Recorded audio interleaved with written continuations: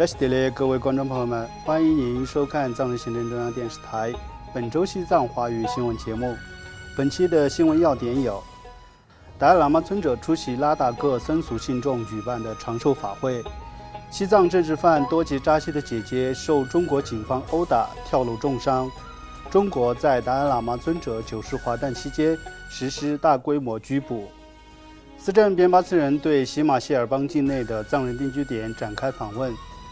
藏人行政中央隆重庆祝第79个印度独立日；安全部长加日卓玛圆满结束对美国的访问。下面请看详细内容。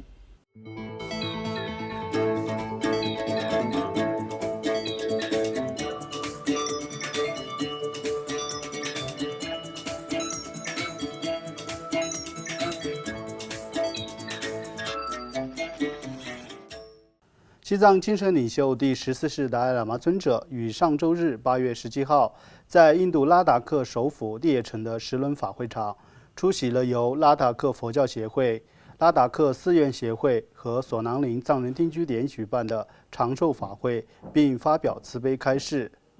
达赖喇嘛尊者在法会上发表讲话时，回顾了因中国武令占领西藏而流亡印度的遭遇，但强调自己并不对任何人怀有敌意。尊者进一步谈到，他因致力于佛法在世界上的弘扬，因此被尊称为精神领袖，并指出越来越多的科学家对佛教哲学表现出了极高的兴趣。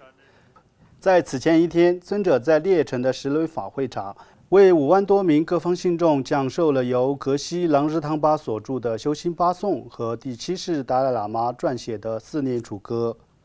另外，根据西藏境内的消息，西藏知名政治犯多吉扎西的姐姐贡布吉于本周三8月20号在拉萨遭中国警方多次殴打和虐待后，从关押的酒店跳楼，目前情况危急。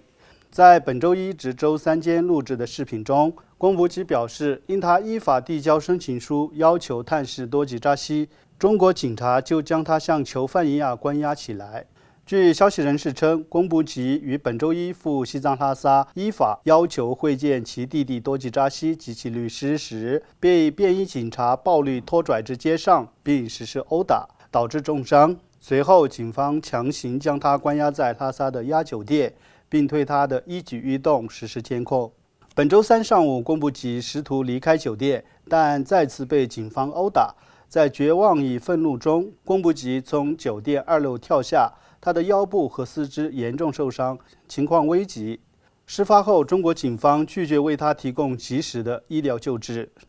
多吉扎西曾是西藏知名的成功企业家，于2008年西藏发生抗暴运动期间遭捕，在看守所内遭受数月酷刑。2010年，他在拉萨市中级人民法院的秘密审判中，被莫须有的贷款诈骗罪名判处无期徒刑，而案件实则出于政治动机。同年，其弟弟多吉次丹被判6年监禁，后来获释。自他被关押以来，其家人多次以不同方式寻求法律复审。另外，在世界各地藏人隆重庆祝西藏精神领袖第14世达赖喇嘛尊者90华诞期间，中国政府在西藏各地采取大范围的严密安保限制措施，并大规模拘捕涉嫌参与尊者华诞有关活动的藏人。根据来自西藏境内的可靠消息，在尊者90华诞前后，中国当局在西藏全境加大了对藏人的监控与跟踪，包括对通信内容，尤其是与境外藏人联系的审查，以及对日常生活的严密监控，并且禁止藏人聚会、非法审讯及大规模拘捕，并向寺院和其他地区部署了大量军警。这些严厉的限制出现在西藏康区的甘孜县、德格县和卢活县、安多的同德县、西宁市、循华县和阿巴戈尔登寺，以及西藏拉萨和莫竹工卡县等多个地区。在西藏各地的多座寺院中，至少5名僧尼被禁止聚会，超过200名藏人因涉嫌参与达赖喇嘛尊者90华诞庆祝活动而遭到审讯。当局还进一步限制西藏各地的宗教活动，禁止家庭和寺院卫丧和举办大型祈祷法会。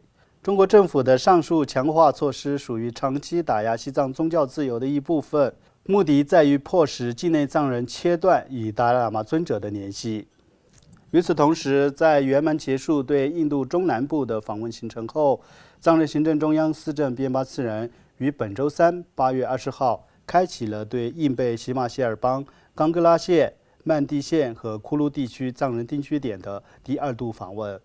司政边巴次仁在访问冈格拉县境内的扎西囧、军达热和比尔藏人定居点时，走访了当地的寺院、学校、初级保健中心和养老院，并在参观巴蹦希拉林寺获得第12世广定大司徒荣波切的接见。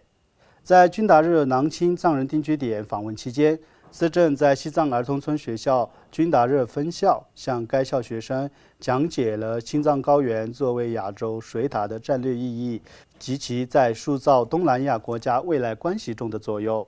在与上述藏人定居点的民众进行交流时，司政介绍了与西藏相关的核心问题、第16届噶夏的主要举措、藏中冲突的现状，以及达赖喇嘛尊者90华诞官方庆典获得国际关注和媒体报道的情况。根据司政办公室发布的行程，司政边巴次仁还将访问莲花湖、班多、库努和曼地地区的藏人社区。另外，为庆祝以新印度为主题的第79个印度独立日，藏人行政中央于上周五8月15号在印度北部达兰萨拉的总部举办了隆重的升印度国旗仪式，与印度人民一起隆重庆祝这一重要时刻。教育部长兼代理司政塔兰卓玛在活动上接受媒体采访时，感谢印度在1959年为失去家园的藏人提供安全庇护。他指出，那时印度才独立12年，仍在建设国家，却给予藏人无私的帮助。当天，应卢迪安纳市流亡藏人商业协会的邀请，藏人行政中央司政边巴次仁、副议长卓玛次仁、最高法院法官达瓦普吉和帕巴次仁出席了在该市举行的达赖喇嘛尊者90华诞及慈悲年庆祝活动。活动还邀请了藏人行政中央驻新德里代表吉美鸠乃、财政部秘书长顿珠次仁、印藏合作办公室的成员、印度支持西藏团体的代表及来自印度各地234个商业协会的代表。司政边巴次仁在庆典上致辞时，特别感谢印度政府和人民在中国入侵西藏后为流亡藏人提供的庇护与支持。作为90华诞及慈悲年的一部分，司政呼吁印度政府将尊者倡导的社会、情绪与伦理教育项目纳入各级学校的课程中，并鼓励卢迪安纳的企业家使用印度制造的产品，实现真正的自给自足。随后，副议长卓玛次仁在讲话中回顾了1959年尊者流亡印度后，通过建立寺院、学校和流亡政府，使藏人重新燃起对未来的希望，并感谢印度政府和人民在艰难时刻给予的援助。请继续收看本期节目的最后一则消息。藏人行政中央安全部部长加日卓玛于8月10号开始对美国纽约、华盛顿特区展开了为期1周的访问。在纽约、新泽西和华盛顿特区展开访问时，加日卓玛部长与多名美国政要举行闭门会议，就重要的涉藏议题交换了意见。此外，加日卓玛部长还出席了多康4岁6纲协会特别大会开幕式，以及纽约市的哲蚌寺扎西广芒学院佛法中心开幕式、90华诞及慈悲年庆典和许愿法会等活动。